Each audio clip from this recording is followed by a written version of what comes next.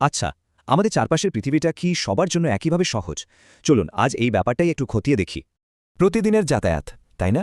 এটা এতটাই সাধারণ যে এর পেছনের বাধাগুলো নিয়ে আমরা ভাবার সময় পাই না। কিন্তু সত্যিটা হলো অনেকের কাছে এই সাধারণ পথ চলাই যেন এক অদৃশ্য বাধার সঙ্গে লড়াই। আর আসল সমস্যাটা হলো যারা প্রতিবন্ধী তাদের জন্য প্রায় অন্য কোনো রাস্তা খোলা থাকে না। কিন্তু এর সমাধান কিন্তু খুব কঠিন নয়। দরকার শুধু আমাদের একটু সামাজিক দায়িত্ববোধ আর সচেতনতা।